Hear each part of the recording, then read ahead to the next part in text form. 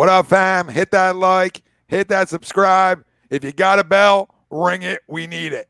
That's my baby. That's my baby. We're going at it at 110%. I just want 5 minutes of happiness, please. Just give me 5 minutes. And they scored! They did it! Left, feet left. What the hell was that? Oh, yeah! What the fuck are you talking about?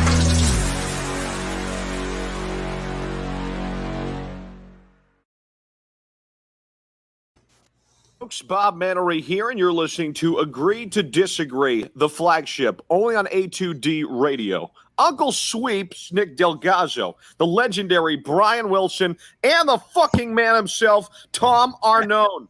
These three guys from Jersey bringing you real talk with no agenda. You don't like them? Tough shit. It's their show, and they're going to say whatever the hell they goddamn want.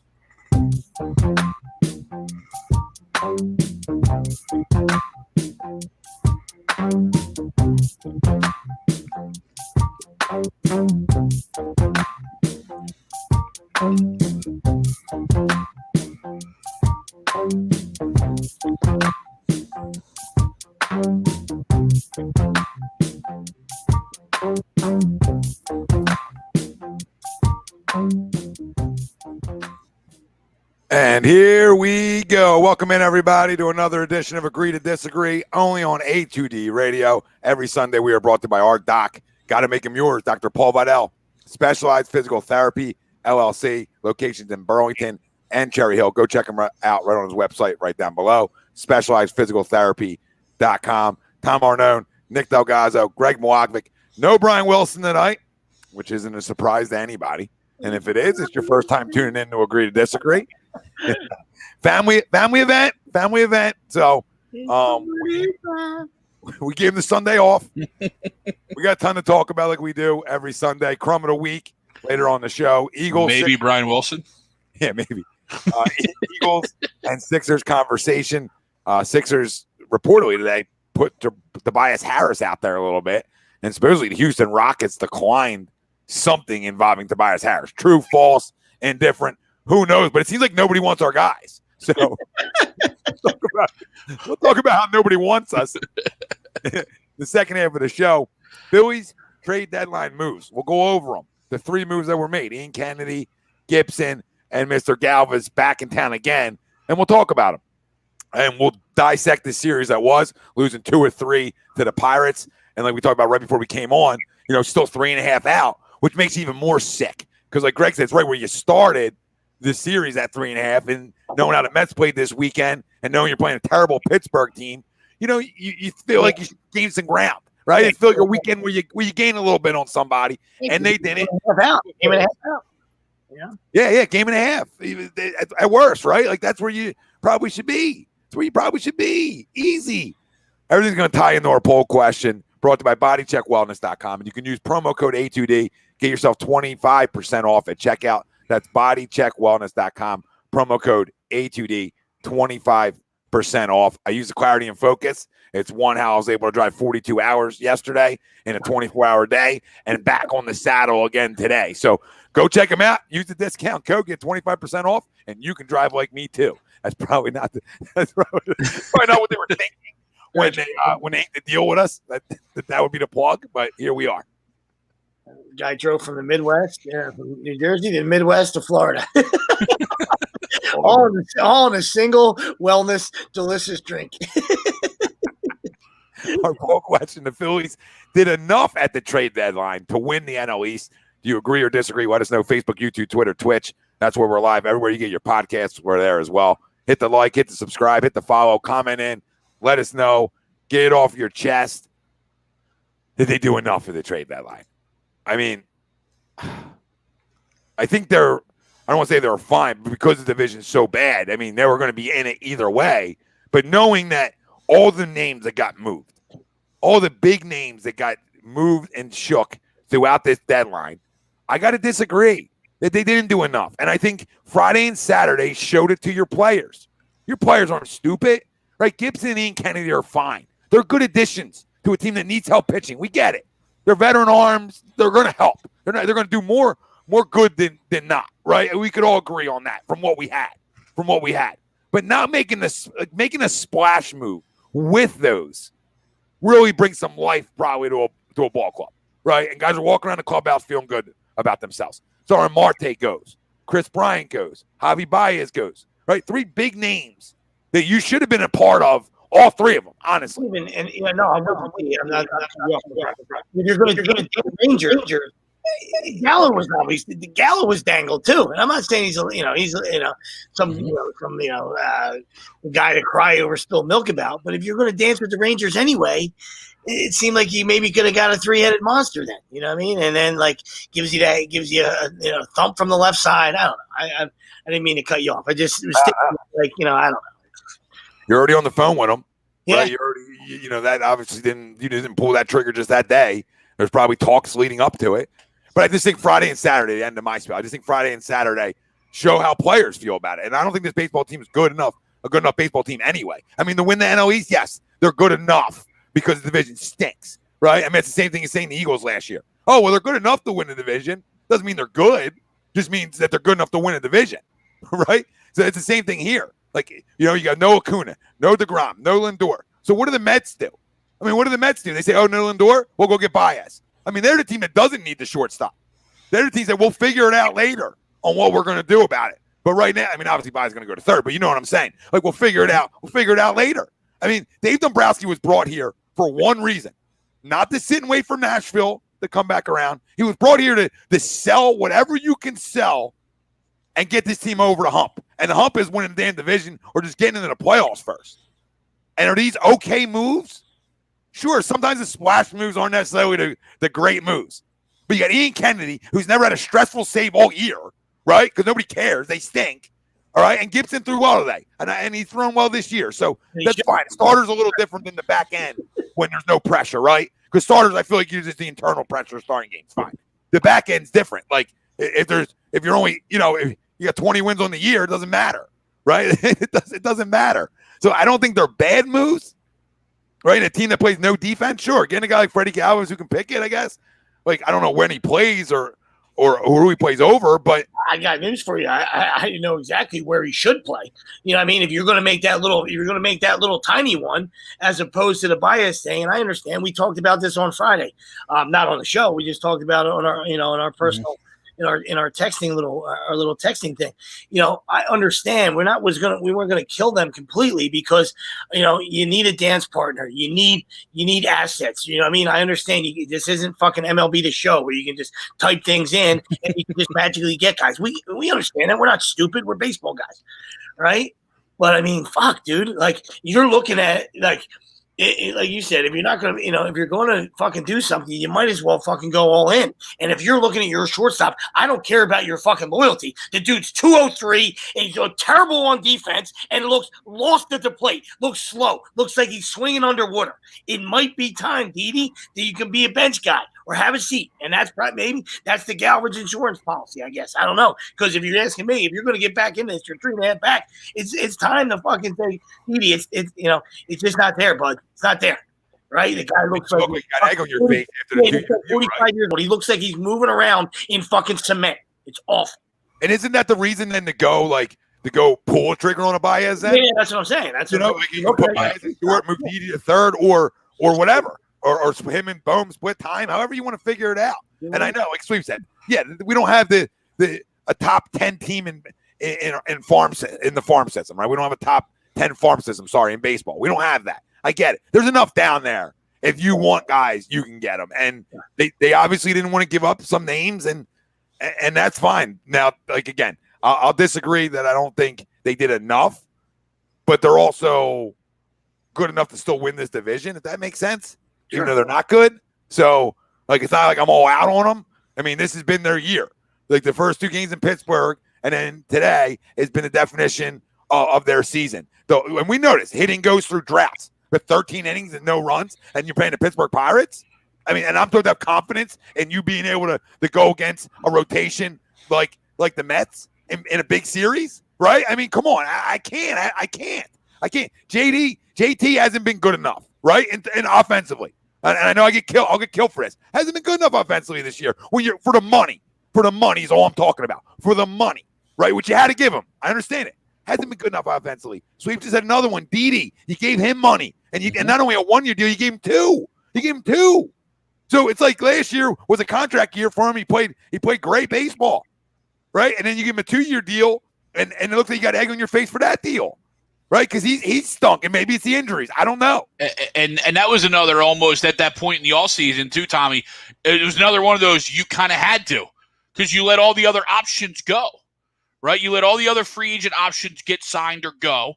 And you obviously weren't ready to bring Stott up. So at that point in the offseason, you had to give Didi that 2-year deal. So again, it's kind of this, kind of the same but different than the JT, because JT is obviously longer and more, more tenured, but kind of the same theory, and you had to give it to Didi. Yeah, I think JT will be fine. Like, I'm allowed to be critical of him and still think he's going to be okay. And he had 5 hits today. He had 5 today. I know he did. But before that, but you're absolutely right. You're absolutely right. 5 hits today, right? Boost the average up. Everybody's freaking doing this. I didn't see you in 2 weeks. I feel like you haven't played in 2 weeks. Well, I feel like Marchand had better. Marchand played 1 game. I feel like at least I know he played in the last 2. Yeah, he came up with a big spot with bases loaded yesterday and just, hit a ball, right at somebody. But you're absolutely right, though. There's times where he's come up and he just hasn't gotten the job done. And for the money that you're paying him, you need to get the job done. And we know it's hard. We all get it. Like, hitting's hard. It's not easy to do. But, we talked about this lineup before the season started, that this lineup we had to put hope in could carry us. Crooked numbers, etc. But they've been inconsistent, too. And not just him, right? Like when Didi's not hitting, that's another killer. There's another big bat you're expecting in this lineup. Alec Boehm's another one. We all talked before the season that we thought he would have a good year. Right? And I know like the Memorial Day stats and like, I get it, but he's been underwhelming. It's been underwhelming. This whole like, he's a great, top prospect and pretty swing and all that stuff. Can't field. Just can't field. Everybody can swing a little bit if you're in the big leagues. You can swing enough, right? It's usually why you get there. You got to be able to pick it, dude. Because if you can't pick it, there's nowhere I can play it. There's nowhere I can play it. But first base. No, you're right. It's probably going to be the move for him. So, last night they lose a game. Tough angle. But, you want to take the next step and be – an elite third baseman, which he's not even in that breath. Like, so don't be like, hey, what are you talking about? You making shit up now? I'm just saying, if you like to take the next step to become an elite third baseman, all right, we know he's way off. But that play last night's got to be made. Yeah. You know what I mean? Like, I know you don't have an angle. You put it on the right. You put it on the left side. It's an easy tag for JT. All right, you go to and the game extends, all right, yep. and you got a chance maybe to go extras and find a way to win it. No, you know what I mean? And that's just the story of his year, defensively. He's just not good enough defensively, and he hasn't hit like, in that small sample size we saw last year. They got us excited, And listen, it happens in sports, you know what I mean? So we know that, you know what I mean, and we'll see how he responds. And you kind of just wish that he wouldn't be horse shit and everything. You know what I mean? Like if you're not hitting, then you go play D. That's the beauty of not being a DH, and that's what I tell kids, all the time. You know what I mean? Like there's only 15 jobs until they go universal. There's only 15 jobs in the whole world where you can just hit, and there ain't nobody in this room when I'm giving speeches to my camps or players, and there ain't nobody in this room good enough to hit. Right? So take pride in your defense, go work on it, and become at least a pretty damn good defender. Where if you're not doing it with the stick, you can make a difference defensively. All right, and you can contribute that way. Yeah, I don't see a lot of Otanis in here. Don't see a lot of Otanis in here. Gonna need you guys to. Hell, we take Gallo's numbers over there at third base, right? The low average of like 220, but the 25 homers. Yeah. We're not even getting that. Like he still has less than 10 homers, and he's still batting 220. So it's like, give me one or the other. Either go yard or strike out. I don't care, but I want the bat. I want the power that's not there right now. Go ahead, Greg. You can answer the poll first, though. I'll get to the comments. I'm going to. I was really critical of that. Joe Blanton, easy Joe Blanton. I see you. Yeah. I see you, Joe. I see you, Joe Blanton. You about to Joe Blanton me? No, I'm going to disagree to the poll as well. I didn't like what they did. I was very critical. I didn't like giving up Spencer Howard for a little move, right? If you're giving up Spencer Howard and you're going to go make a move, Max Scherzer and Trey Turner are your guys that you're giving up Spencer Howard for, especially when you find out that they wanted him. Now, granted, the package, I guess, on top of Spencer Howard was probably more than what the Phillies wanted to give up for 2 rentals, but it doesn't move the needle for me. And then you add on to the fact that they don't do the other things that you need to do to win baseball games very well. They don't play situational baseball. They don't run the bases well. I mean, Harper got thrown out today because he was just a bonehead today. The ball to the third baseman. He's creeping too far off the bag and tried to time the throw, and Castro picked him off. In like the first or second inning when it's still a close game. Yeah, you got lucky with that last week. I see that. He's got a little twig in him. He's gambling a little bit too much. Yeah, and last night, his first caught stealing last night. I didn't hate it, but it's just like we can't. When we're struggling offensively, when we would have scored a run in 15 innings, 13 innings to the Pirates, we can't get thrown out on the bases. And we can't be making these stupid mistakes. Boom, going on contact and then not getting in a rundown long enough for either the guys to advance. But why are we going on contact with less than 1 out, right? Or to smash right to the first baseman? It's just so I don't think they did enough. Plus, they don't do the other things right to win baseball games. And that shows by the way their season's going. Yeah, listen, it absolutely does. I mean, they're the definition of inconsistent. I mean, that's why they're now below 500. But that's why they've been 500 for the last 3 years. This is who they've been. They'll go on spurts where they make you start to believe in them. But why is that, right? One, because they're not fundamentally sound. I don't know who in baseball is fundamentally sound, honestly, like it used to be. But there's enough, right? There's enough of it. There's enough to go. There's enough good fundamentally sound teams out there, right? And that starts with coaching, right? I mean, last year I throw a pass at it because of the way the year went. This year, you got your fingers, like we talked about, you got your fingerprints all over stuff. You had a full off season with this group of guys, right? Full spring training, full way to set your culture, right? Year one of your tenure, I think it's hard maybe sometimes to get to build your culture, right?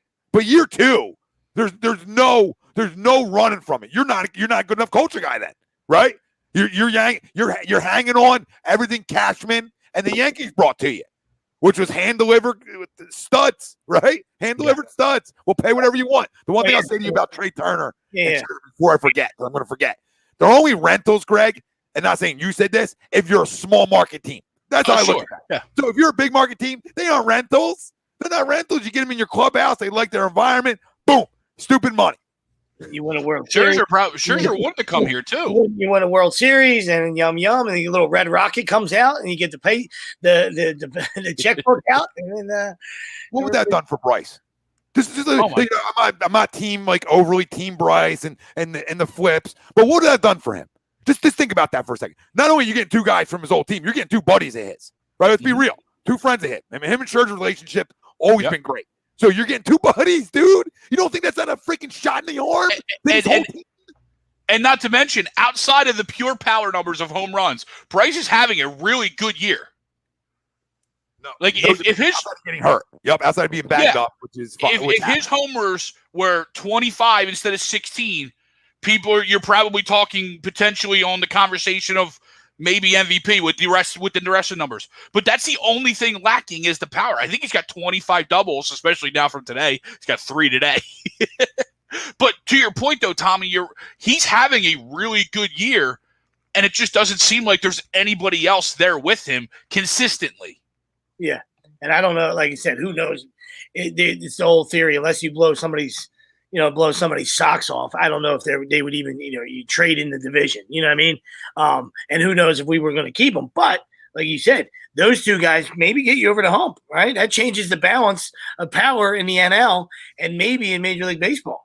Right? I mean, it's you get the monster ace, and you get the shortstop that you're lacking, that you're in dire need of right now.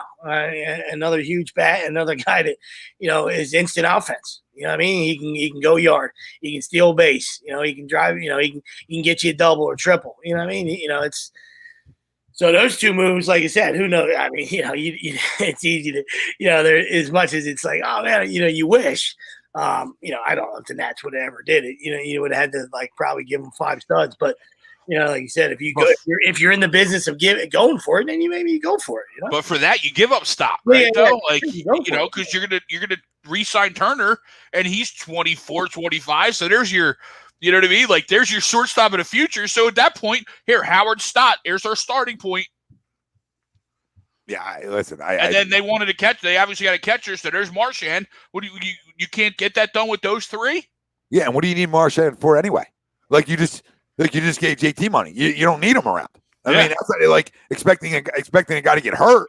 What do you need him around for? So you're it's a perfect trade partner for you. Now inside the division, I think Sweep said that. Yeah, I was reading the comments, but I thought I heard him say inside the division they probably don't want to do it with you. And they don't want to play that game and give you a silver platter to an NLCS per se, right? But if you offer enough and you're willing to enough of the money, right? How much were the Dodgers eating of that money? The whole year? I don't know. How much of the contracts did they take on? Because they might have ate all of it. They might say, hey, we'll take the whole year contracts off your books. So, you're able to do that. So, I don't know. Maybe the Dodgers said, hey, we're only going to we'll eat from what we get moving forward, right? Well, you could have came in and said, I'll give you A, B, C, and D, and maybe an E, and I'll eat the entire year's worth of salary for both of them, right? You want to get stuff done, you got to get your hands dirty and be willing to go over the luxury tax. And until they're willing to do that, until they're really willing to do that, this is what this team's going to be. It's been a dog and pony show with their signings per se, right? Like JT and Bryce are dog and pony shows. We know if you know baseball good enough, both damn good baseball players. But so is Ohtani and Trout. And arguably better, okay? Not arguably, they are. All right? And the Angels don't win shit because they have no pitching. None. Not enough. Not enough guys around them. This isn't basketball. Go get 2 guys, and here we go. You need everybody on your roster to contribute to win a division. Everybody in 162. Not 3 guys. Everybody. When we won a World Series in 08, it was everybody. Yeah. Not using the Jason Kelsey speech, but it's everybody. It's not one guy. Yeah, you have your carriers and you have your other guys, and we always talk about that stuff. But it's a team event. That's a team thing, right? Lidge perfect. Howard, your lineup, everybody in that lineup produced.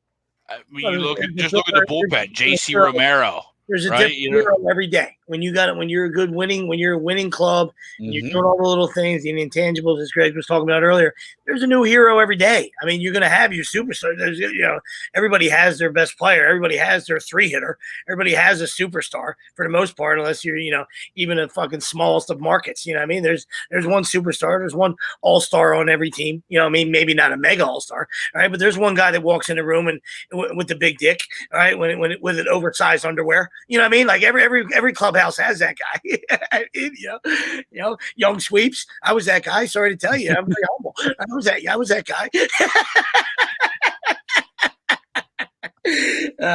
But you know what I mean? So to your point, like it's a team game. It's not. I'm not saying something that nobody understands. You know what I mean? It's a team sport wrapped around individual battles. Right? Everybody's got to win their individual battle. You know what I mean? But there's a new guy. You're not always going to win that individual battle. You know what I mean? So who can pick the guy up? Can you pick the guy up next to you? You know what I mean? Hey, starter only went 6. All right, now we got to get 9 outs out of the bullpen. You know what I mean? Who's going to be that guy to get out of the 7th inning jam? You know what I mean? To get me to the 9th. The 9th don't matter if I can't get out of the 7th inning jam that my fucking starter couldn't get out of the 7th. You know what I mean? So.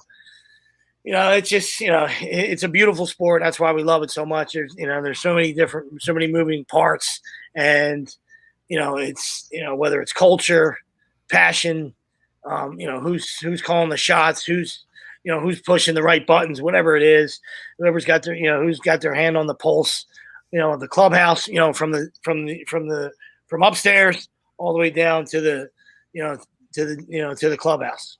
So. trying to get comfortable over here, man. I feel like I'm moving all around. I got a sliding chair, like sliding. I feel like I'm like making sure I don't I pull a Ralphie. I feel like there's a lot of things going on in my head right now. A lot of things. And Nasty, that's something going on in my head. I did not see this or hear this. No, Nasty, what do you say? I mean, it's not shocking. They ruined the kid. You know, the fact that he was traded just proves that they just ruined him. Get some of the comments. What was Young Dossie had a question for you earlier? Was it just you or the group of us? Well, I'm sure it's a group. I don't know if Young Doss is first name with everybody yet. You know what I mean? Brand new member. Question time, depending on how the rest of the season goes, are we going to rebuild again? I would say no. How do you do that right now? Why even do that? Like, that's my second part of it. Like, how? And I mean, how's easy. I guess you just get rid of guys. But why? Is because like we've seen it. Like when we traded Cole Hamels to Texas. If you look at all them guys, none of them are playing. I mean, Nick Williams might be playing somewhere. I don't know. I don't think my son's playing anywhere. Besides being trapped in Greg's closet upstairs, like he might be playing in the RV league. Yeah, you can't have. I mean, you can do whatever you want, but his question is like, you can't have $330 million men and, you know, whatever JT gets, you know, I mean, you can't have those guys walking around, you know, 125. You can't have those guys walking around with, and Wheeler's contract and Nola and all these guys. You can't have those guys walking around during a rebuild. You know what I mean? So, you know, if it's gut season, if it's fire sale season, then you get like the Cubs. No, it's all right, Young Doss. We got you, buddy. Then you go, you know, then you turn into the Cubs. You know, you get your one World Series. You took a shot, you know, a couple years later, and now it was fire sale time. You know what I mean? So you don't want to get to that point, but that's what a rebuild is. You know what I mean? Like you can't. I mean, you can do it any way you want. You know what I mean? But you can do it any way you want. But like, you know, it would be tough when you got those big contracts and you're trying to rebuild. You know, you might as well get younger. You might as well replenish, you know, your farm system that sucks, and then that's how you can start over. You know what I mean? And then gut your scouting department and find a way to fucking draft better and get this and get your minor league system better. You know, so you can do that. You know, so but like, you know, to Tom always says it, when you're a big market fucking team, big market fucking city, I mean, you really shouldn't. Doesn't mean that you're going to win it all the time, but you should never be horse shit, and you should never be horse shit because of money. Right? Mm-hmm. Right? Big mouth cigar, right? You should never fucking be bad because, you know, you should never come up short, you know, in the money department, right? When you're a big market. All right, you're either in or you're out. You're not in the fence. You're in the middle. That's where they've been the last couple of years. They've been just fucking towing the line just enough so people didn't kill them, just enough to show they're interested. Let's bring in Dombrowski. We signed Harper. We kept JT. We bring Wheeler in. Yeah, so just to keep everybody happy and keep some relevance. Yeah, we'll bring Girardi in. We'll get rid of Kapler. All right, Giants the best team in baseball. I know, but I'm just saying. You know? I know how we all felt about him, but obviously figured some things out himself. I mean, he had to. I mean, sometimes you learn from your mistakes. Yeah, you're willing to. If you're coachable per se, even as a coach. And I know the guy's a quirky weirdo. Not somebody I'm trying to hang out with ever, right? But at the end of the day, it doesn't mean he didn't learn. I mean, it seems like he's a guy that's receptive to other, like the trying to get himself better and everything. I mean, guy doesn't eat ice cream. You know what I mean? He spits it out. So, I mean, he's always trying to improve in whatever weird fashion he's going. So, I mean, maybe he did. To your point, you're right. Absolutely right. To your point. You know, when you get weirdos like that, like young guys, they're better with young guys because they can buy into it because they have no choice. You know what I mean? You got a guy like Harp, what he was talking about, curveball machine. What? A curveball machine? What the fuck are you talking about? You know what I mean? Like, even though I'm pulling off 20 straight at bats, all right, and maybe you want me to hit the ball the other way, like curveball machine, get the fuck out of here. You know what I mean? So like guys like that don't want to hear that shit. You know what I mean? We're young guys, they'll be sponges because they're just happy to have a job. You know what I mean? So a guy like that, it's, the ice cream and the coconut oil and the weirdness about it can work like that. It's, it worked this year. It's not going to work long term. You know what I mean? It's, that's not just because we don't like them. It's not. It's just, and that'll get old too. That'll get old too as those guys get a little more, a little more veteran status, and they're like, I'm tired of listening to this guy. This guy's a weirdo, man. Like, like so. Yeah, and he did something right. I mean, he's doing something right. So whatever it is, I don't know. I'm not saying it would have worked here either, like you said. Yeah. You know what I mean? Once you rub off a little too much weirdness, I don't think there's any way of coming back from that. But we went in and got a baseball guy, and we have the same issues. So, you start – I know everybody wants to talk about the farm system. And Keys, I get it that it's not great. I mean, they've missed on so much over the last 10, 12 years. It's mind-boggling. But that's Major League Baseball, too. Like, nobody misses this rate. I mean, this rate's atrocious. But it's also Major League Baseball. Like, there's tons of missing when it comes to prospects. That's why I'll tell you every day. I won't even have a single A, a double A, and a triple A. They would all be shipped out by the deadline. I would have to start over again. Every year, if I'm not where I want to be as an organization, every year I'm selling 40 guys. 40 guys. I got up. Hey, who wants Jalen Ortiz? Right? This guy moved up the other day. Hit a bomb on his move up. You think so nobody out there is interested in a power righty? Like, come on. You know what I mean? A young power righty? Because all these guys freaking jerk off the homers? Come on. So don't tell me there's enough to get deals done if you're willing to. But the other side is still the nerd in the room because he's still there.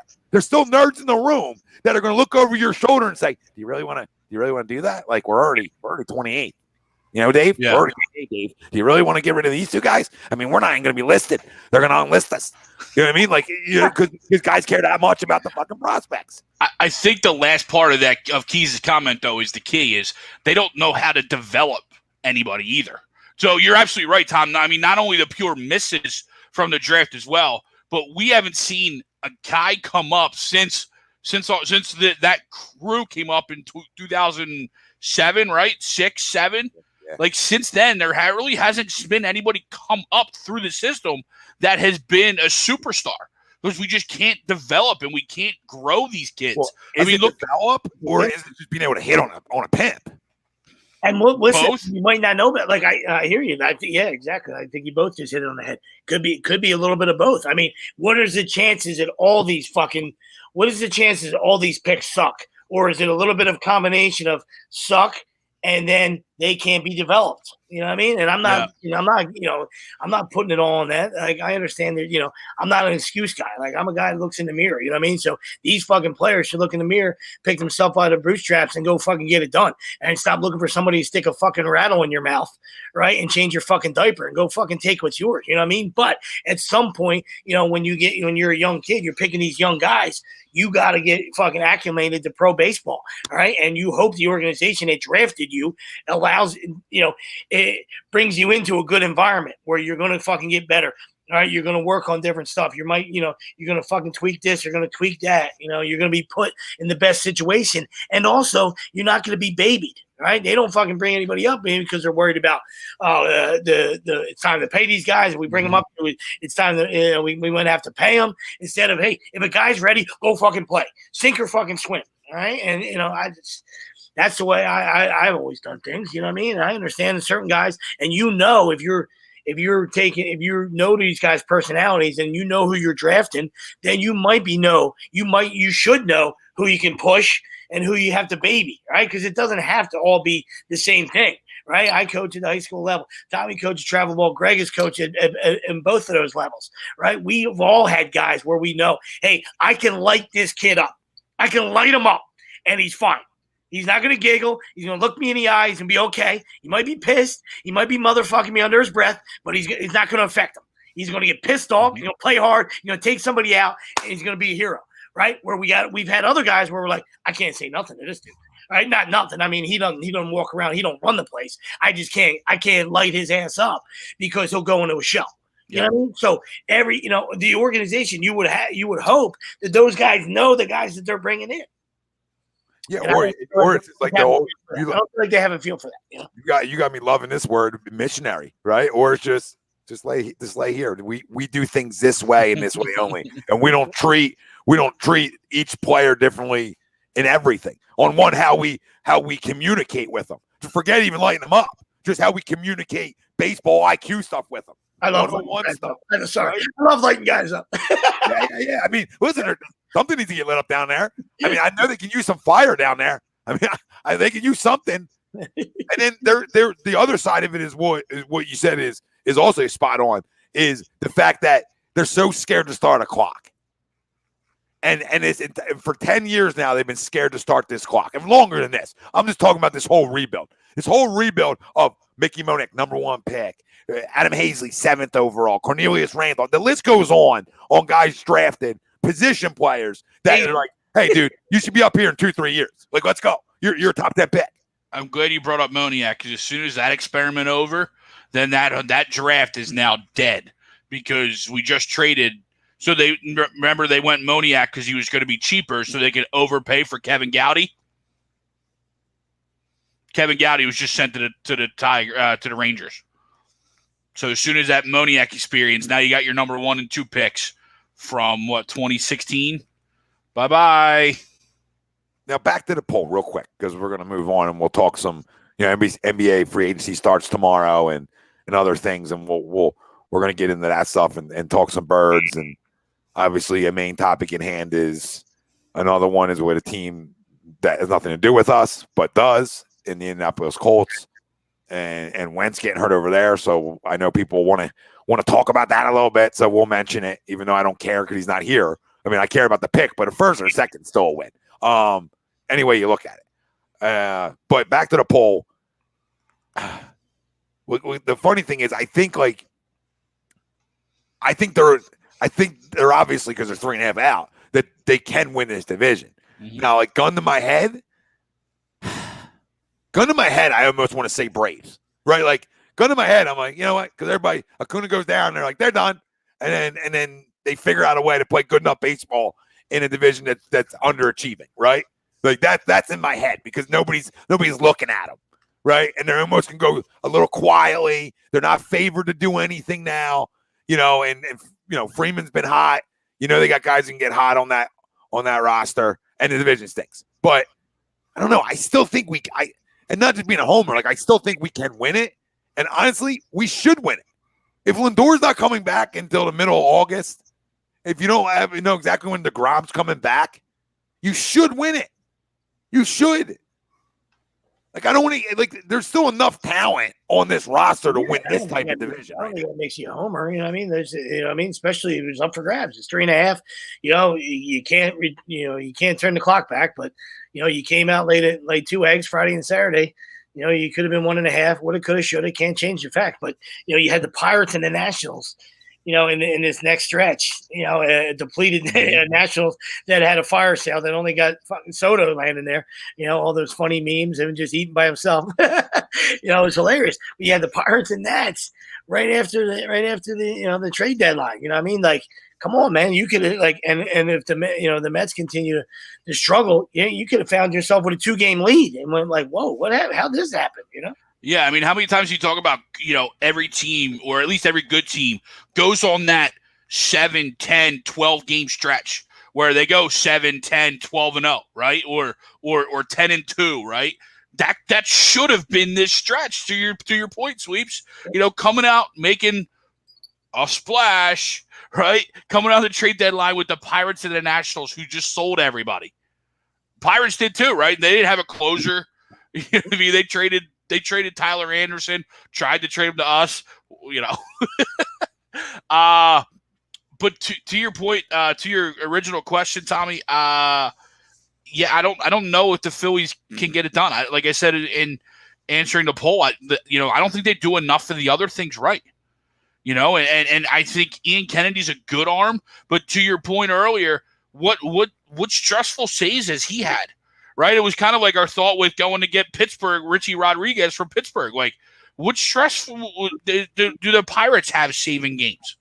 Right, the Braves lost their best player and went out and made 6 moves. Yeah, you get Richie Rodriguez, Soler, Duvall, Rosario, Voit, and Peterson. They didn't sit there and be like, "Oh yeah, we're healthy. Our team's good to go." No, how do I replace 40 homers? How do I do it? How do I piece it together, right? And they probably do win it again. Even losing Acuna. But even the Mets got better, right? The Mets got better. The Braves are only 4 back. Yeah, the Braves are 4 back. Yeah, that's what makes me think they're gonna like sneak up and win it. Now we have a huge week of baseball here. When you're talking about, I was mad when I had to see Scherzer the day before he was traded. Like, I really got to see him. Now, granted, we lost that game, but I'm like, I was mad I even had to see him. I'm like, I know this guy's going out of town, and of course he wants a deal so that he holds his value for them because he's that kind of guy. I feel like he won a championship there. He probably wants no ill will to them. He wants to go out and deal. So hey, you can get the most back for me. Go ahead. Here you go. Watch. I'm not hurt. So I'm like, I gotta fucking see this guy, right? But then the Sweeps' point, you could go to Pittsburgh.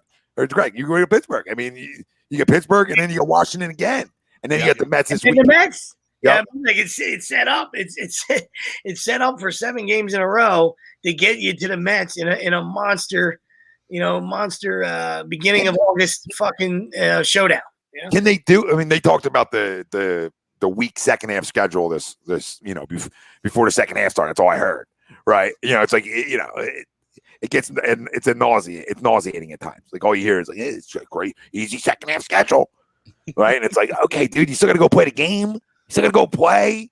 And are they even going to have one of them stretches this year? That's my question to you guys. Like, are they even going to have a stretch where they win 8 in a row? I mean, this has been like last year was a half a season, but and this one's not over yet. But you're talking about 2.5 seasons of.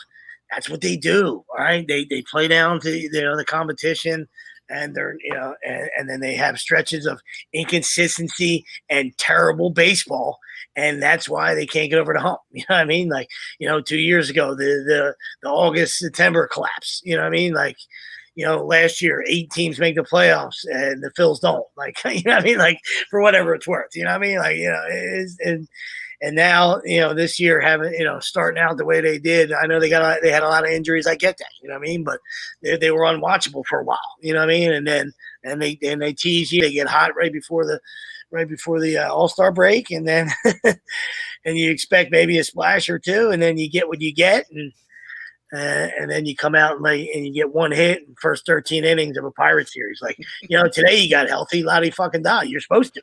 Where the hell was that 2 days ago? You didn't even have to do what you did today. You just, you could have did half of that in the first 2 games and swept the series. But you came out today and you decided, oh, we lost 2 in a row. Now today's a 15-run, 20-hit purge. Oh, yeah, great. Good for you. Yeah. Yeah, could have used a hit or 2 last night.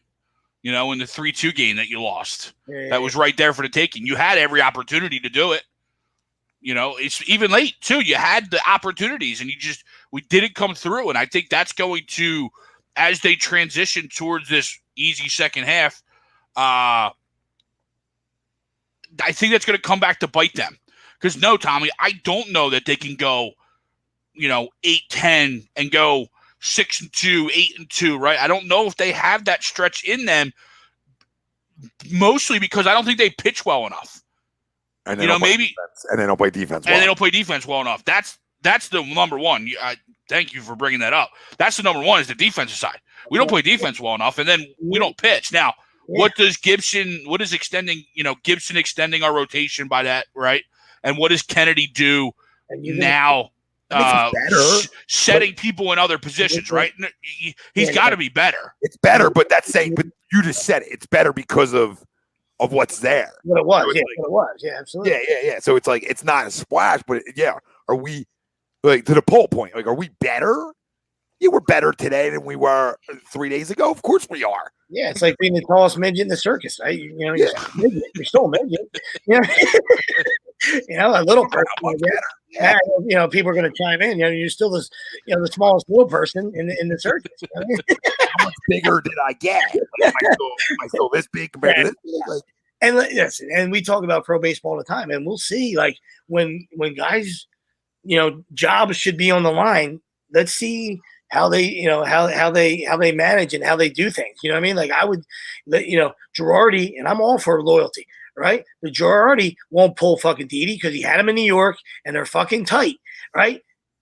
You got a guy playing a prime time position, right, in the sport of baseball at the major league level that can't fucking move, right? Segura made a play yesterday, went all the way on the shortstop side and fucking went across his body, big time fucking play by Mean Gene, who gets on my fucking nerves too, but big time play by Gene, and Didi's nowhere to be found. Yep. Like, that's a fucking shortstop's ball where I go, boop, and thanks for playing. Like, he wasn't even close to it. Yep. So, I mean, you got a guy in a money position, a prime time position. If you're going to hit 200, it's one thing.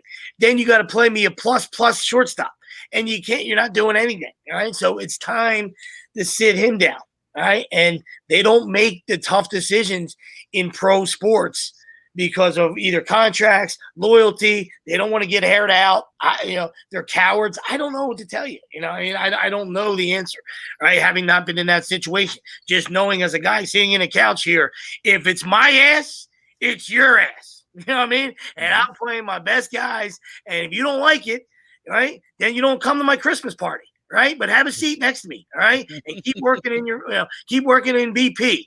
And keep taking some extra fungos, Didi, and maybe hit the treadmill, all right? And maybe do some cone work and do some lateral movement because you can't move off a fucking dime, right? I'd rather start. I can't believe I'm saying this right now. You could literally say, Tom, would you rather have Ronald and Freddie playing, or Alec and Didi right now, right? Just because of the defensive side of things. Ronnie's been fantastic too. He's that guy whose whole life he's fucking 4'11". He's not sexy, and everybody's like, "Who brought this little motherfucker? Like, is this somebody's brother? Who brought this little motherfucker? Is this somebody's little brother?" And the fucking dude plays, man. I'm not saying he's a fucking difference guy, but that guy plays for me. You know what I mean? I don't give a fuck. You know what I mean? Maybe that's why I'm fucking sitting in a recliner and I'm not a big league manager. But that fucking guy plays for me, dude. And I don't care. You got to go fucking take his position. I'm not saying he's a difference guy, but that guy can fucking bat eighth and fucking play for me every day because he fucking gives you everything he's got. Absolutely. That's what Freddie does too. He gives you. We know Freddie does too. Yeah, so, Didi and Alec underachieving. I mean, you're right. You don't have a choice right now. Like, you don't have a choice if you're Joe Girardi to play what you think's your best team. Like, we get the best lineup out of their heads for a second. Your best team on a day, every day is go home time for you now, in my opinion. Like, starting this time of the year, right now, it's August 1st. Okay, it is now put on your big boy pants time. All right, it's called hitting season. There's a lot of times it starts right now, and playing great baseball can start right now. Mm-hmm. So you have to set a tone and a culture. You know what? We're gonna pick it because we don't pitch good enough. Right, blah blah blah blah blah, whatever. So I'm gonna make up for it with this. And Torres and Galvis both can swing it enough that they're not gonna kill what's in the lineup right now. It's like you got two guys. I'm not saying every day. You guys know what I'm saying. But like, it's like you got two guys that are batting 280 right now, but they're struggling defensively. No, you got two guys that can't hit right now and are struggling defensively. We'd kill for that. I mean, Freddie can pop 20, and we'd kill for that 280 guy, but struggling. Like, that's what I want Alec to be.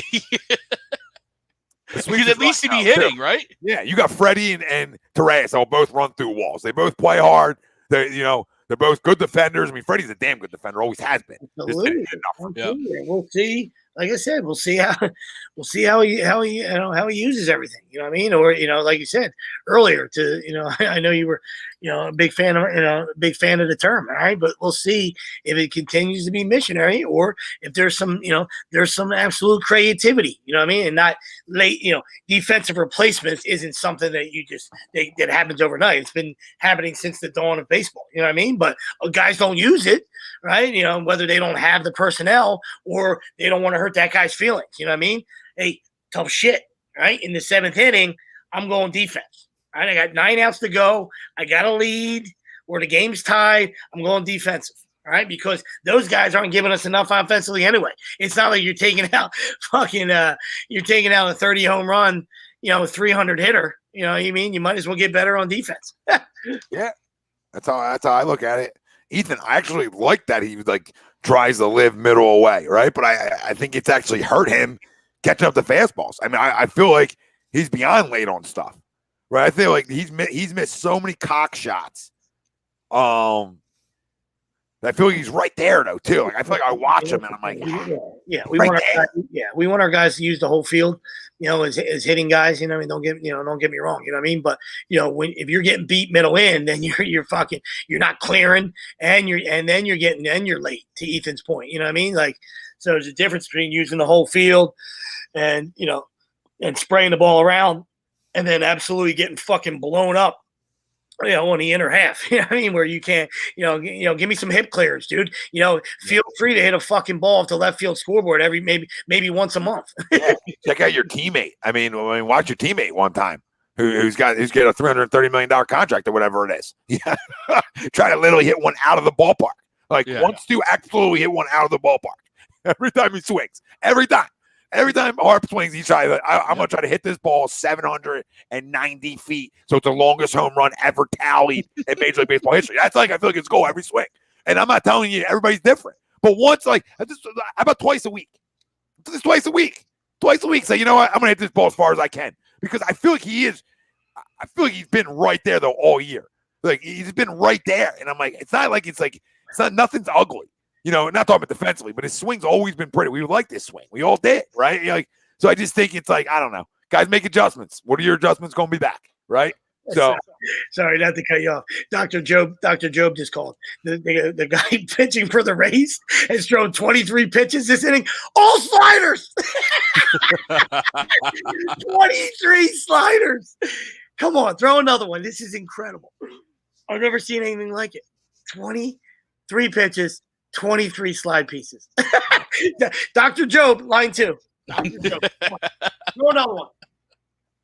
Yep. And I think they won the game. Yes, they did. 25 sliders. Pivetta started for the Sox, didn't he? That's incredible. I didn't see the beginning of it, but wow. 25. Yeah, I think Pivetta started. That's incredible. God just put on a slider clinic. Sorry. All right. See you, Steven. Thanks, brother.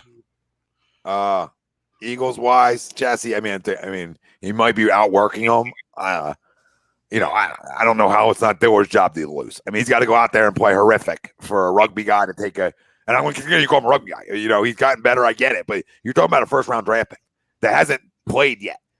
You need to see it. Not yelling at you, Jesse. I'm yelling at the Eagles. I just got to just see it. I know practice is one thing, right? I got to see it in the game on Sundays. Right? Outworking, which we knew that, or outplaying. Yeah, big difference. Just outworking. I just wasn't sure what. First guy to grab the water doesn't mean you're outworking a guy. Just because he's sprinting on and off the field. I just need to see. I'm not an Andre Dillard fan. I just need to see him on Sundays so I can have an assessment of him or not before just assuming. I'd rather Mawada as a Swiss Army knife than having to play left tackle. That's how I look at that position. Mm-hmm. Dillard can't play multiple positions. He's a left tackle. You could argue that Mawada can play right and left tackle. Not that Dillard can't, but Mawada has. Dillard really can't because Dillard tried and then gave up 7 sacks. Keys, I would assume the injury is nothing, just precautionary stuff with Devontae Smith. I wouldn't worry about it. Yeah, I mean, I to that point, I think the fact that we haven't heard more on it kind of leads you to believe it's probably just precautionary and just, hey, first couple of days of camp, let's just nip this in the butt now. The one thing I say about Eagles is camp means nothing. Really doesn't. We got to see what happens on Sundays.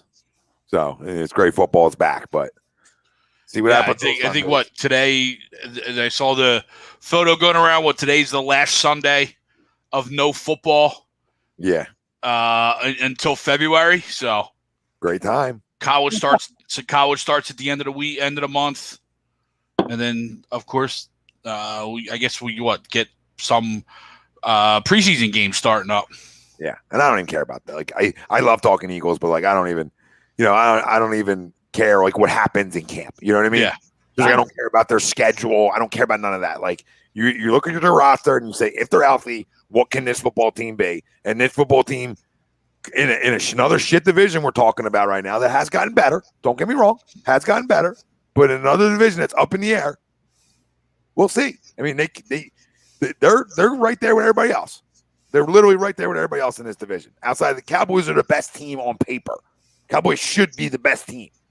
Cowboys should be an 11-win football team, right? They should be. We say this every year, though. Like, they should. Giants are better. Daniel Jones stinks.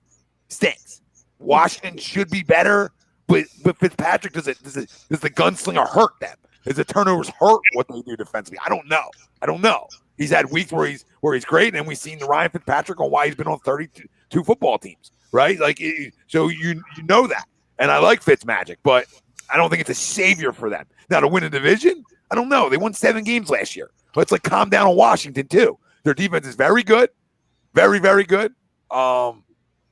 Should be the best defense in this division.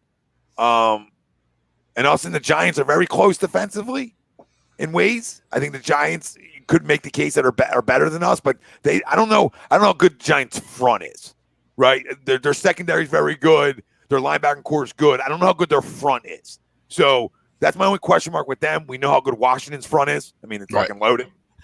And our front's pretty good.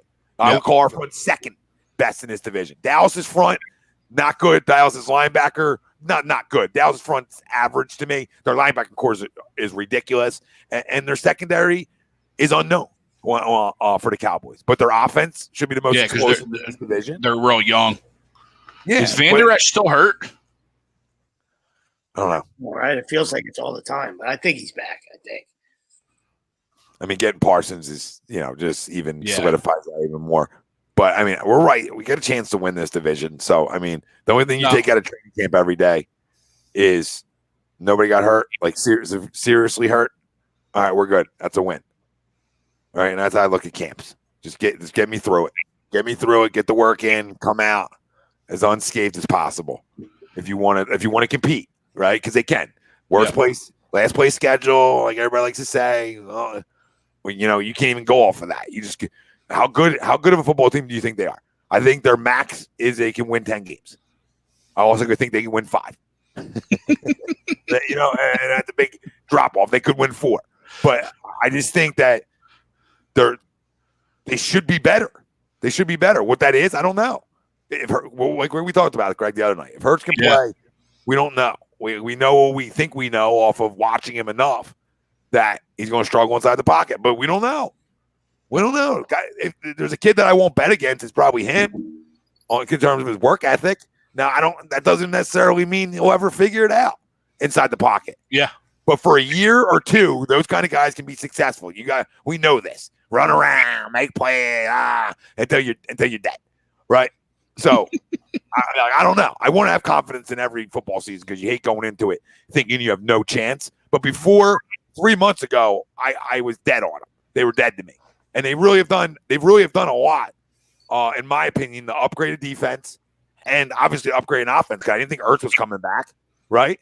And this is before we got Devontae Smith. So I mean, there's 2 guys right there that you upgrade your offense, in my opinion, by having these guys here. And then defensively, you brought in 4 veterans that can play. And then especially the talk that Ertz isn't just a chip. You know what I mean? I think Howie came out today or yesterday saying, Ertz playing, we plan on Zach being here and Siriani doubling down on the 2. And again, that's GM and coach speak. I get it. But you wouldn't have everybody doubling down on the conversation if some sort of it wasn't true. You know what I mean? Yeah. Well, one, and then you have a lot of guys. I said this the other night. I think you heard it, Greg. But when you have a lot of guys on 1-year deals that can play, sometimes you catch a little lightning in a bottle to be able to win a division. That's as low as my expectation is for him. But sometimes you get guys. The NFL got to go play harder when the money's on the table, man. Money's on the table. You got all these 1-year deals. Veterans on 1-year deals. Anthony Harris, right?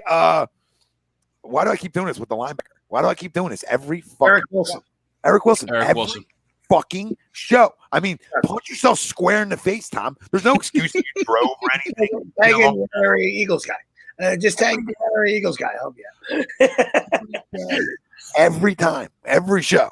But Harris, Kerrigan, Wilson, and Nelson. I mean, makes you better. Makes you better. So, I mean, better than what? I don't know. So, I'm always excited about football season. So, of course. I mean, listen, everybody's 0-0, baby.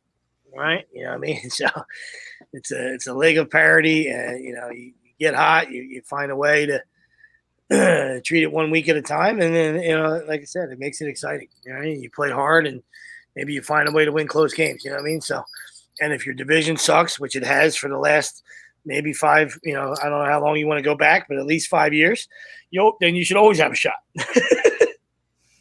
And that means you have a shot at hosting a home playoff game. Yippee-ki-yay. All right, so that's the NFL. Can't beat that. You know what you're going to get out of the Cowboys. I mean, the talent. Always got more talent. But Jerry's still there. So as long as Jerry's there, you know what I mean. Like, as the opponents or guys that are, when you're an adversary of the Cowboys, you want Jerry Jones to be there forever because he'll find a way to fight. Oh yeah, he's definitely good. He's going to tinker enough to screw it up. Spells, no, I don't go to Disney World like other people at A2D do. I'm a grown up. I'll take my kid there. Not yet, but I will. So no, Mickey's not giving me handies. How many wins for the Giants, Spells? Yeah. Jalen Hurts is a better quarterback than Daniel Jones. That's not saying a lot. I'm just telling you, he fucking is. Let's just pretend that. Spells don't want to hear that. How many wins, Spells? Come on, buddy. Tell us. How many wins for your New York Football Giants? Come on. You're a good football team. You're solid, but you don't have a quarterback either. So I want to be running around. You guys all promised me last year it was dime season.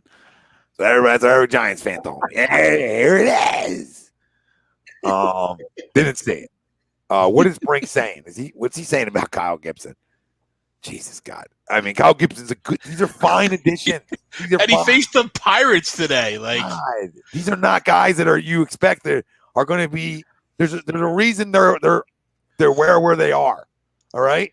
And I'm not taking any success away from either guy, Kennedy or Gibson this year.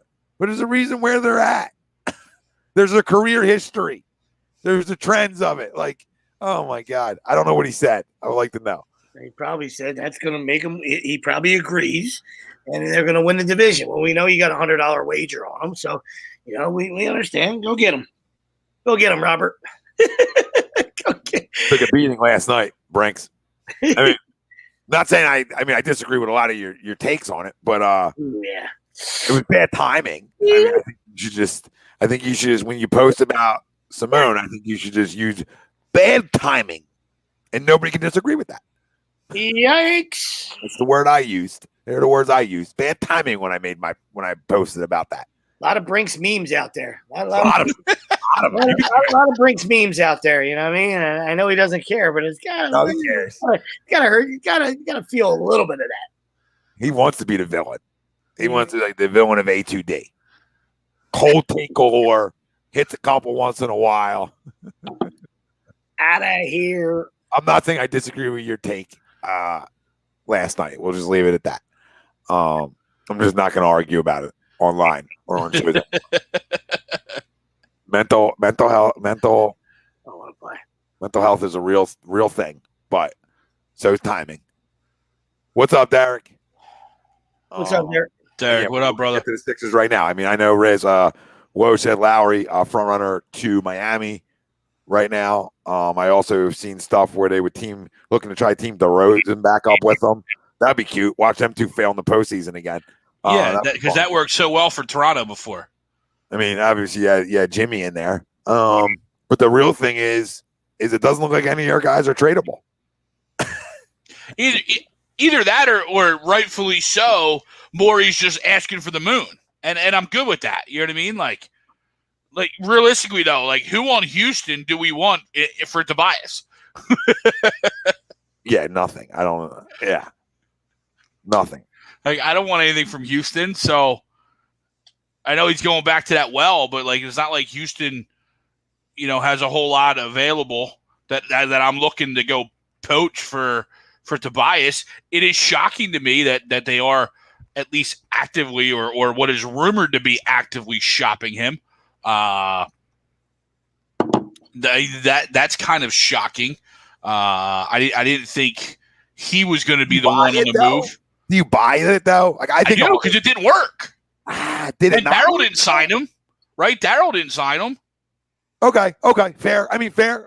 I just look at Doc's relationship. I feel like Doc's got his hands all over things around here too. Yeah, And I think he would give Ben and Tobias handies at the same time. I don't disagree about that. But real quick with that didn't work, and he was just as much of a culprit as Ben was in that series. You know what I mean? Like he disappeared as well. No, he did.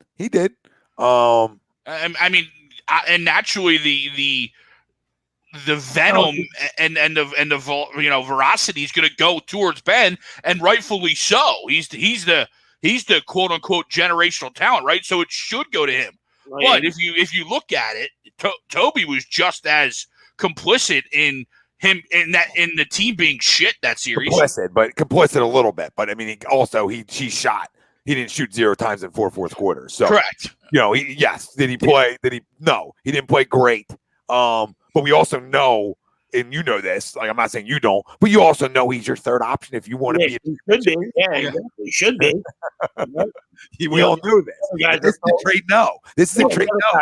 Well, yeah, exactly. The other guy's a regular season all-star. You know what I mean? So, you have, in essence, 2 all-stars on your team. So you would hope that he is your third option. But, it turns out when it's playoff time, the other guy disappears. And then you're going to need more out of the guy that's really not capable of carrying you in that role. You know what I mean? But I understand what Greg's saying. I get it. You know what I mean? It's, I don't ever give him a pass. I didn't give him a pass in the beginning of the year. And I also said when he was having a great year, what a great year he was having. And I tip my cap to him. You know what I mean? But I'm not a Toby guy. I understand we had to keep him for the way the NBA is structured. You know what I mean? Like we had to max him out. That's just the way.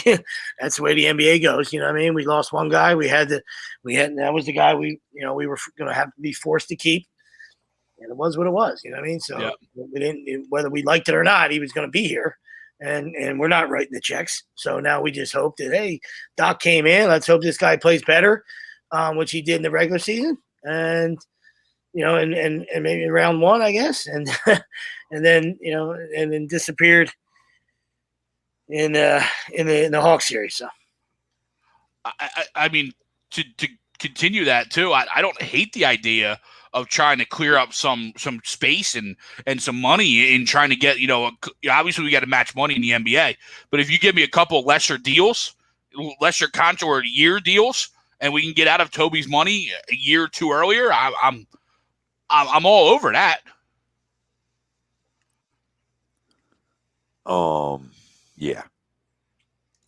Yeah. I mean, you're obviously all on board of getting rid of the deal, but like I don't know, your timetable for Joel Embiid is officially ticking, and I mean maybe that's why they are trying to be aggressive like this, because hopefully they understand that.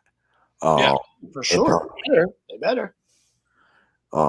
And we'll see. Tomorrow starts it. So tomorrow starts free agency, which will obviously, bring probably trades and all that fun stuff. Will really get themselves going tomorrow. So we'll see where some guys. Who are the top guys, Greg? You have access to them right now? I mean, not to get too deep into it. I just was curious if there was top 5 guys or. I mean it's good. Yeah, it's going to be a little bit skewed because technically Kawhi's a free agent because he declined his option, but they're obviously going to try and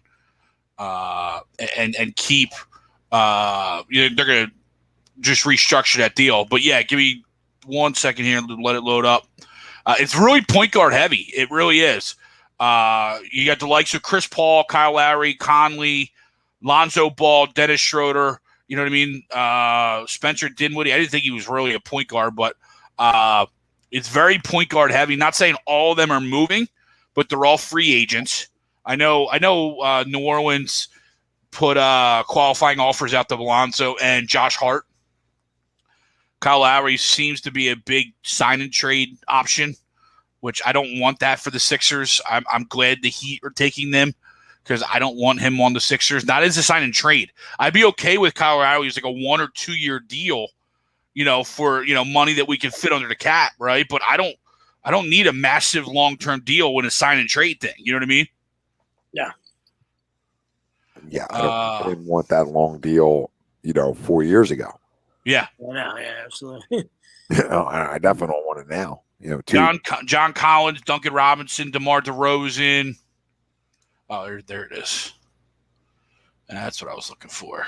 Solid guys out there. There's solid. Mike Conley, DeMar, John Collins. He's restricted, so he's restricted. They can Bruce Brown, Duncan Robinson, Devontae Graham. Speaking of Charlotte, they gave Malik Monk. I think they declined his contract, so he can either go. He's either a free agent or he can, facilitate a trade. As they should. Yeah, Laurie Markkinen stinks. Yeah. So there's your top guys. You know what I mean? Unrestricted, you got Tim Hardaway, Dinwiddie, Norman Powell,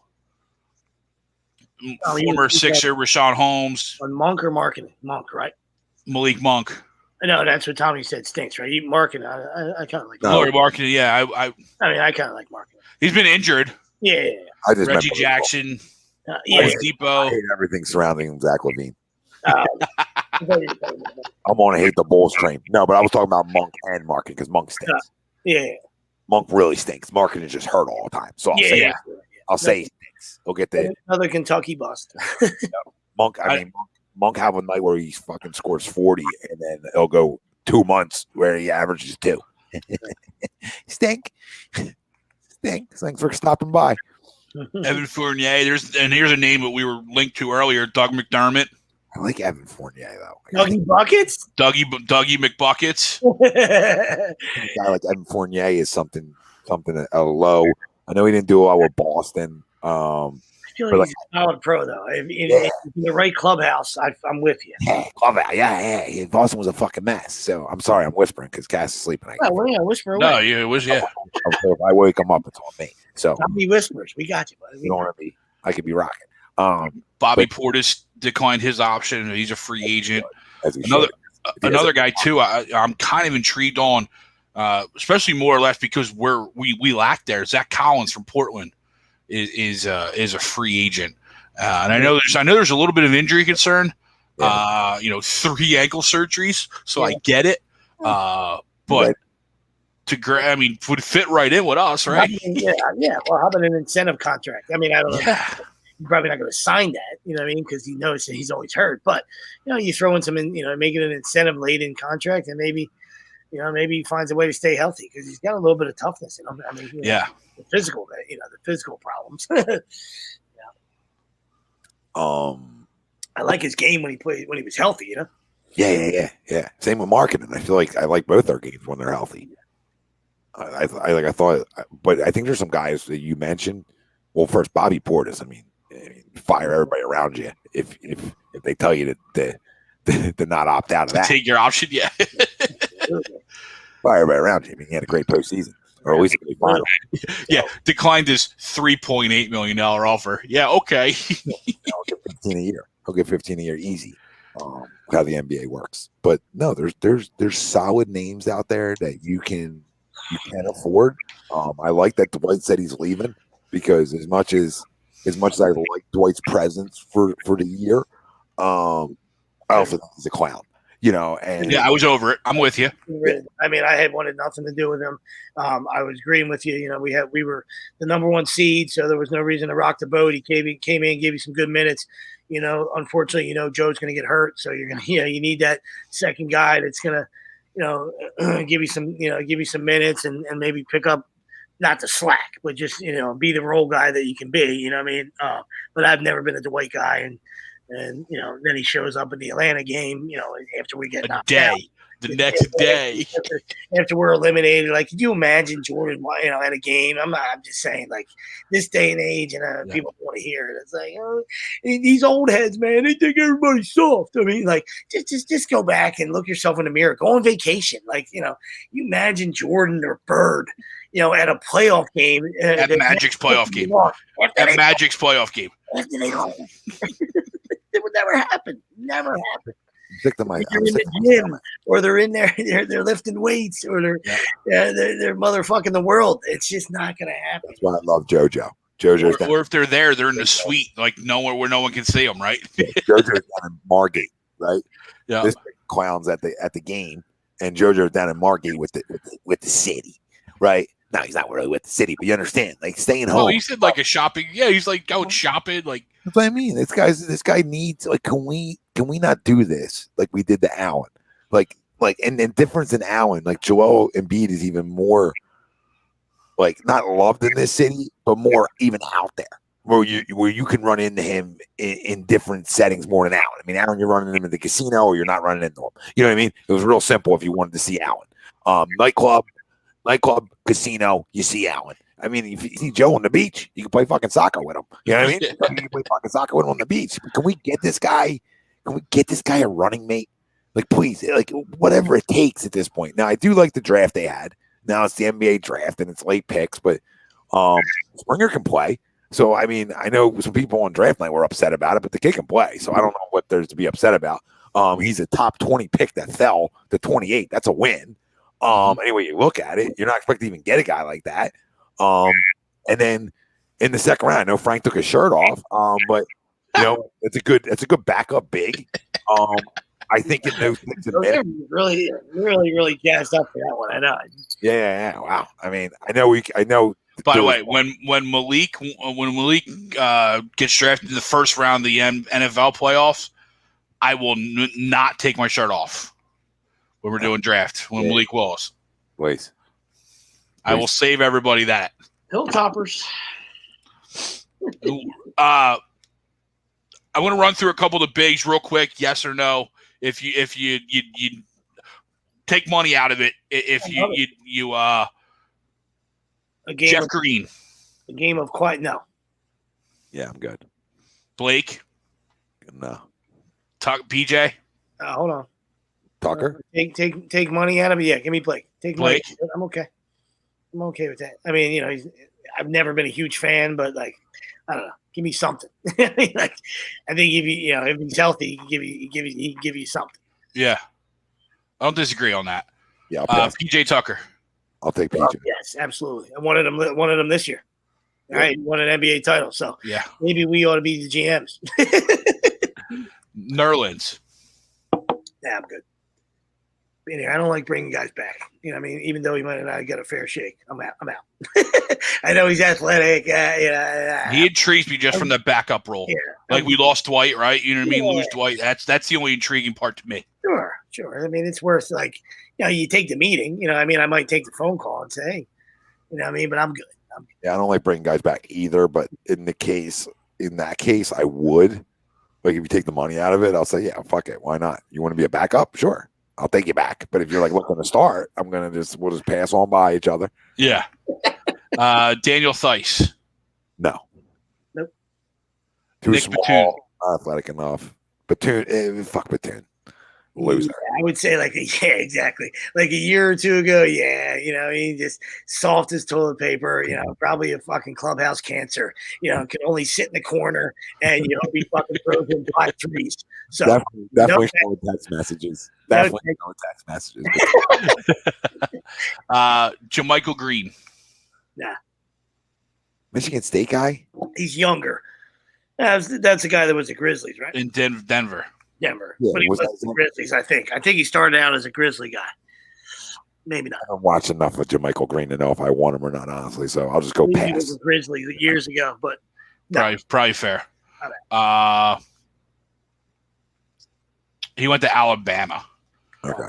Bobby Portis, we already talked about, and Zach Collins were the last two of the big. So we both kind of already talked about those. Take money out of it. Yeah, yes, and yes. Yeah, absolutely. Yeah. I mean, there's a lot of interesting names out there that can help make you better. Mm-hmm. I'm looking to, and we can leave our six unless you guys anything else. But I'm looking. I think you have to bring back Danny Green. I think you're totally okay with letting Dwight Howard go. And then George Hill, like somebody was saying earlier, I think John. I think you're going to lose that $9 million tomorrow. You should,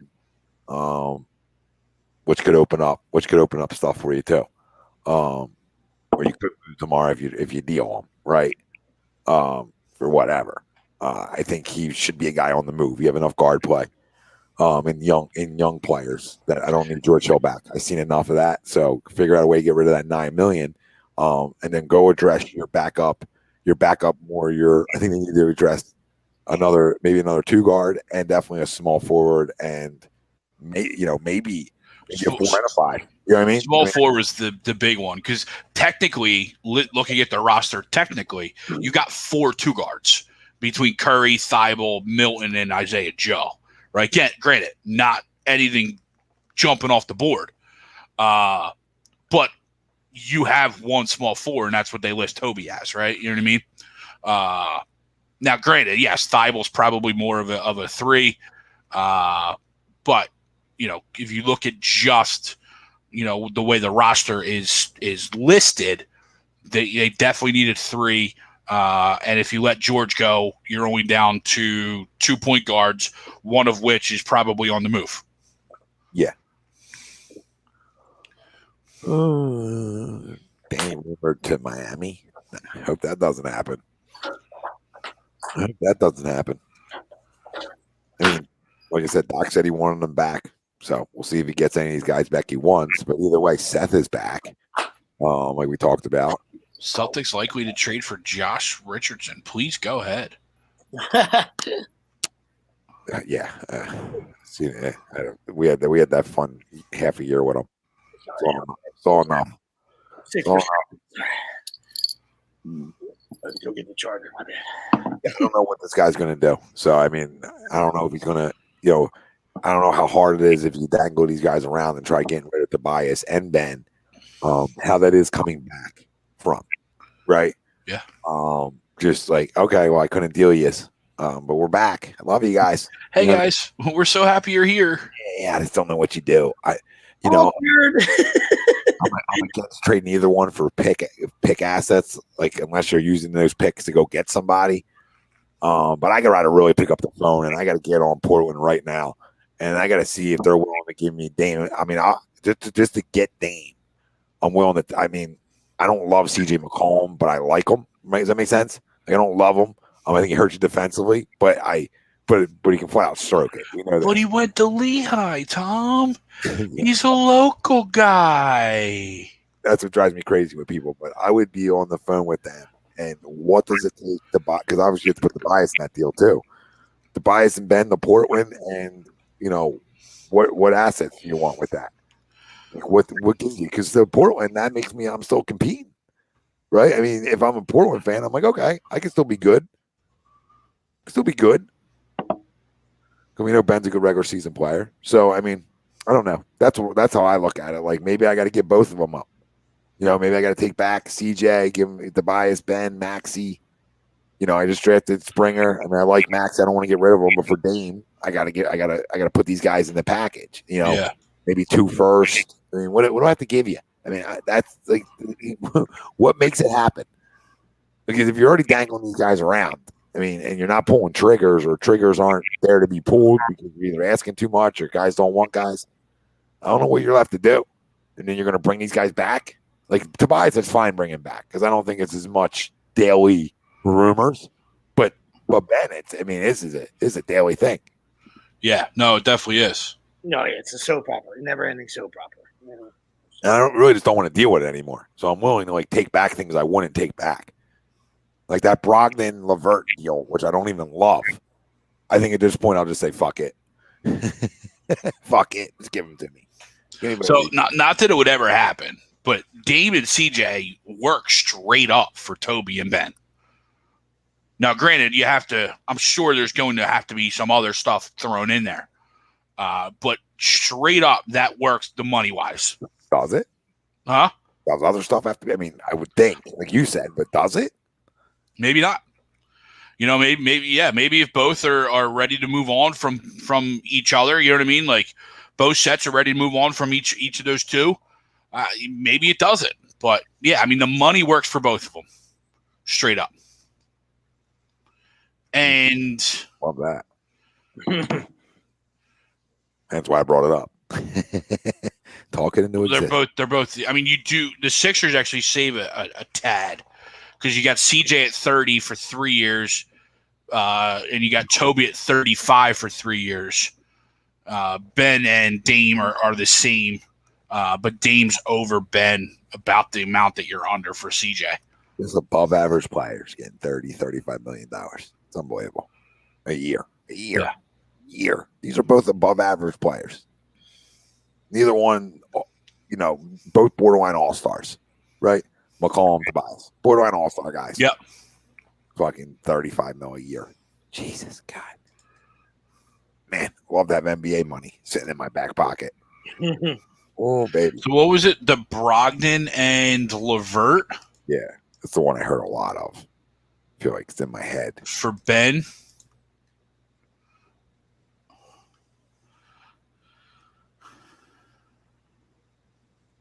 You probably have to put, I don't know. I mean, that works money-wise.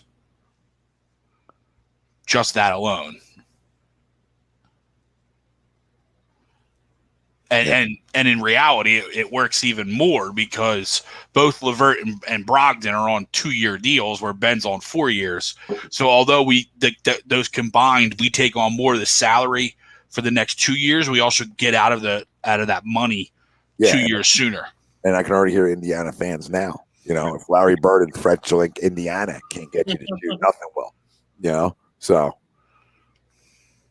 Larry's still up top, right? Larry still have a role there up top? Still? No, I don't think so. No? I think he stepped away. I haven't followed the Pacers like that in a while. Yeah. Whatever. He's still around. Larry's still around. He'll show up at the gym that Ben's not working at. Challenge Ben to a McDonald's commercial, a horse. Slippers and socks. Can you see? I might be wearing my Ben motif. No, I can't. Do you guys have your crumbs? Yeah, I mean, it was a little bit of a slower week, Olympic time. So there's probably some people we're always missing. I mean, at the trade deadline, I don't want to go. I'll probably say the Nationals. I understand. Listen, they wanted to retool their farm system, and that's what they did. I get it. You know what I mean? But when you got the Dodgers on the road, because you were going to deal with the Padres, right? Your Padres, you had them hook, line, and sinker. That's where Max was going, right? So the Dodgers jump in at the 11th hour in panic mode. Hey, we got to do something. That's reeks of desperation. You got them right over the barrel, and you got a giant thing of fucking lube. You understand? And you got them. Right? So you get the two. Listen, you got the number 1 and number 2 prospect. Fantastic job there. You got to get Lux. You got to get Gradall. You got to get. That's a 5 for 2, not just 2 other. I think they got 4 prospects, 2 monsters. Yeah, the 1 and 2 prospects in baseball. Great job. Right? Fantastic job there. You got to get more there. You're getting 2. That's not just Max. For Max, you probably could have got that. Then they throw Turner in. I don't care if it's money. I don't care if it's rental. Like Tom said earlier, it's not a rental. All right, Los Angeles is a major market. Right, so they're not rentals. I don't know if they'll sign there, and who the hell knows, right? But you got to get more. That's got to be, like you said, 4 prospects, 2 monsters, to number 1 prospect, number 2 prospect. But then it's got to be some major league guys. You got to get Lux. You got to get. I know Carrot Top, but you got to get. All right, you got to get Gradahol. Somebody on the back end, like somebody. You got to make them. You got to hurt them at the major league level. You know what I mean? Not just in the farm system that they replenish anyway. They got a monster farm system, so they're okay with that. You know what I mean? It's just I just thought, like I said, it worked for them, but I don't like the way it smells for baseball, and I think they could have got more because I think the Dodgers stole Max and Trey. Even though they had to give up more than they did in the Betts thing, but you're talking about in the process of 2 years, they got Betts, Max, and Trey. For prospects and Verdugo. I mean? We don't, and who knows what prospects are going to do. You know what I mean? I don't know. Mm-hmm. Yeah, you need more. You need more, especially when, the team in the division is right in there. Same market, too. Yep. Got to get more. Greg, mine's quick. Okay, good. Mine's just the GPS. It's been a slow week, and mine's a GPS. Like, why would you ever put me when there's 2 options I'm trusting in you. Yeah, I'm giving my trust to you. To say, you know what? I hate technology, buddy. But if there's traffic. You know. So to put me on a road that you know has extra traffic on it instead of another road that had. But do we know? That's the thing. Like, if you went 295, would you have been sitting for an hour and a half? No, because I swung around because I got off at Swedesboro. Yeah, whatever, deep water, whatever. Yeah. Down exit 1, like after. Oh, so you went past Swedesboro. Yeah, so you went exit 1. Yeah. I got you. After the toll, I got off and then went and got on 295, and the whole thing was clear up until the bridge. So I would have been able to merge right in and probably saved at least an hour. Now I probably would have sat in traffic a little bit there, but not upwards of an hour that I sat in to start your drive off. Never the way you want to kickstart. No. Things were punched. Things were squared up. I said, I can drive for 45 straight hours. Just don't let me sit in traffic. That's it. So GPS, criminal. Yeah, I drive around the block. I mean, to avoid lights and stop signs. You know, I'll drive all over the fucking place. I can't. I don't like being stationary. I'm a mover and a shaker. And what's funny too, Tom, and like to kind of go on, piggyback all that. On those long trips, you can absolutely know who's using the same GPS and who isn't, because the line to get around traffic is almost as long as as just sitting in traffic. Like using Waze, like through Virginia. Virginia was brutal on both sides. But going around Virginia, every time I was going off, they had me go off on an exit. There was like 5 cars in front of me, 10 cars behind me, and we're all going the same way, like to weave it in and out of. It's so funny. But my crumb is, and I kind of touched on it a little earlier, my crumb's the Phillies. You had an opportunity to do something here at the deadline. And while you did it, it feels like for me, everybody else got better, especially in the division. Like, while the National didn't get better today, they got better for tomorrow. Right? Gibson era has begun. Yeah. But everybody got better, and the Phillies felt like, to me, that they just made moves just so Dombrowski and Kakis could say, well, guys, we made moves. And then giving up Spencer Howard, was the nail on the head of that. They absolutely ruined him. And that they reached their limit with the kid, that they couldn't fix him. Whatever was going on behind the scenes was not able to be worked out. And a lot of that is the yo-yoing back and forth that they did with the kid all year. You're going to come up, you're going to pitch out of the bullpen. You're going to come up, you're going to pitch 2 innings as a starter. And now you're going to revert to Ranger Suarez as a starter. Like, that's a 2-week process. That's a 2-week process. And it's just it just doesn't seem like they had a plan, and they had an opportunity to take the division by the throat, and they let everybody else around them get better. Yeah, I don't understand that. I don't understand that. How you can just say it again. Like, well, we did a couple things, and nothing's worthy. Yeah. J-Love, you're not wrong, brother. No, I mean, it's like cleaning your room and throwing everything under the fucking bed. Like, it's still in there. Like, it looks good on the screen. Yeah. When you open the door, it's like, hey, man, fucking Tommy cleaned his room. Sorry, Tom. I mean, just first guy I saw there. Hey, Tommy cleaned his room, and then you lift up his bed, and then his fucking bed's all the way up to the ceiling because everything's fucking piled under there. So, did you, like you said, did you get better? Did you put a fucking Band-Aid on it? You know what I mean? Like, were your options limited? I guess. I don't know. We're not in there fielding calls. We don't know what the fuck they're doing. That's why you guys get paid the big bucks, right? Figure it the fuck out. You know what I mean? Like, find a way to get things done, and find a way, and sometimes when, it should happen before the trade deadline, because when you get down to the trade deadline, everybody knows you're desperate and you're trying to fucking hang on to the ship. You're trying to keep the ship from fucking either, taking up water. Then you're trying to fix it. Yeah, they waited to the last minute. Yeah, wait, how about a couple weeks before? Something like that, where People don't have you, by the short hairs, you know what I mean? And you start, we gotta wait till the trade deadline. We gotta see where we're at. You know what I mean? Like, you're in a fight, you should always be in a fight. You know what I mean? Like, even there's times when you're far behind, you keep fucking punching and maybe you chip at it. You know what I mean? But these fucking teams and these pro sports, and if they're out of it, they're fucking, and they're sellers. And if they're, if they're close, maybe they're buyers, maybe they're sellers. You know what I mean? Like, I've been, it's something that was instilled in me at a young age. And I'm not saying it's not in everybody, you know what I mean? But keep fucking punching till you can't punch no more. That's it, man. Well, I mean, what? Starting Marte was here 2 weeks ago, and he hit everything hard, and then a week later he's traded to the A's. What? Go get him, and then you make this move at the deadline. Now now we're sitting there at a good spot, right? We got a center fielder, we got a top of the order bat. Now we come in with some pitching to help. We're in a totally different ball game right now.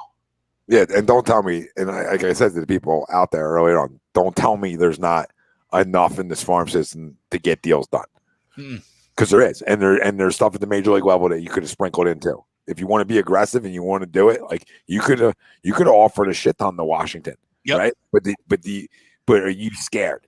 Are you, scared money don't make money. So if you want to work inside of your division, are you scared of what could happen? So if you're scared of trading Stott and Bohm, say, right, and Howard, and you're trading all these guys inside your division, are you scared, or are you trying to win right now? Mm-hmm. And like we talked about, Trey Turner just doesn't set you up to win right now, too, because you can sign him and he's young enough, so you're not going to get hurt by that deal. The only thing that hurts you in that deal is Scherzer and the money at the end. But Max, the guy's going to pitch till he's 42. He can just write that down. If his arm can still go, he's throwing till he's fucking 42. And probably better than any fucking 3, 4, or 5 on this baseball team. Yeah. So, I don't know. They're both, it is what it is. We're in the same. It's like Groundhog's Day here. It's probably the best way to talk about one of the Philadelphia Phillies. So it was a great show, boys. I'm glad we got on. We said an hour. So hey, way to dust yourself off. Appreciate you.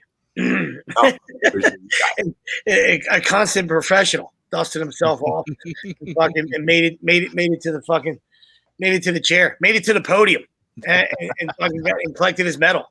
Proud of you. In an Olympic theme. We got the Olympics on now, so no. I mean, listen. I want to make sure I gold medaled you there, right there, buddy. The golf was on last night. That kept me up. I was mentally fried. I'm mentally fried today. I could have brought a mental. I could have went mental on you guys and said, just not, if you love what you do, I saw people earlier on, like, Tom, you're on vacation. I said, well, I'm on vacation for a month, first off. So, I mean, you can't take a whole month off. But two, if you love what you do with this stuff, are you really working, guys? You know what I mean? Having fun. We're shooting the shit with everybody. So I'm not, I could have, so if you love flipping over and landing, and you're great at your job, there should be no pressure or quit. Yeah, look at dong, trampoline gold medal, right? Dong. Fucking hanging some dong, buddy. If you like what you're doing, you'd be great at it. Great, be great, Tommy. Be great. This Don is feeling real good. He's probably got the Cunningham right above his bed already. Oh, he definitely lubed up a little bit. I'd be a good like cannonballer if there's like events like that. Like there's a lot of ways. I mean, I'm a very good cannonballer. Very, very humble, but I get after the cannonball. I get after it. I'm Florida, Ryan. Florida. But yeah, great show, boys. Great Absolutely. show. NBA free agency starts tomorrow. See if anything even happens. Does it start technically in an hour and 15 minutes? Or is it tomorrow? Is it Monday night at midnight? I don't know. I just knew it started tomorrow. Yeah, I mean, and we'll get excited, and we'll get excited till the second round. You know what I mean? Monday, 6 p.m. Yeah. As much as you want to look forward to it, I hope let's do whatever you got to do to get to the fucking Eastern Conference Finals. So whatever you guys are talking about in your brain trust meetings, find a way to get to the fucking Eastern Conference Finals. You know what I mean? Like, I don't want to be a 1 seed. That's all fucking great. You know what I mean? But I'm tired of fucking being a bridesmaid. Tired of being a bridesmaid. You know what I mean? I wanted to be a 1 seed before I was a 1 seed, and I got knocked out in the same spot again. So I don't give a fuck about your seeds. Now your seeds, you can freaking do this with your 1 and 2, 3 seeds. I just want to be better. Want to be better. Exactly. That's it. Boys, great stuff. Wilson. Yes. Wilson, great inside the comment section. Appreciate you. Appreciate it. Yep, everybody that jumped in. Martin, thank you. Yeah, Monday at 6. But it's 6. So this is season. We'll see how much moving and shaking happens. Obviously, I mean, guys are gonna get picked up, but see who gets better and who stays the same, and hopefully we're in the conversation getting better. So we thank you all for joining us. We're always brought to you by our doc, make him yours, Dr. Paul Vidal. Specialized Physical Therapy, LLC, Burlington, Cherry Hill locations. Find them on the web, specializedphysicaltherapy.com. We're also brought to you by Manscaped, and you can get 20% off and free shipping with the code A2D at manscaped.com. Unlock your confidence and always use the right tools for the job with Manscaped. Head to toe covered. Go get yourself covered at bodycheckwellness.com. Promo code A2D for 25% off at checkout. Great line of products, all your CBD oils, gummies, everything. Go check them out. They got more than just CBDs. So go check out their long line of products over there. For Greg MIlakovic, Nick DelGozzo, Tom Arnone, no Brian Wilson tonight. We love y'all. Thanks for tuning in. Hit the like, hit the fucking subscribe. I'm whispering. You can't wake up the baby. Don't look at the baby. Don't wake up the baby. We out. Breathtaking.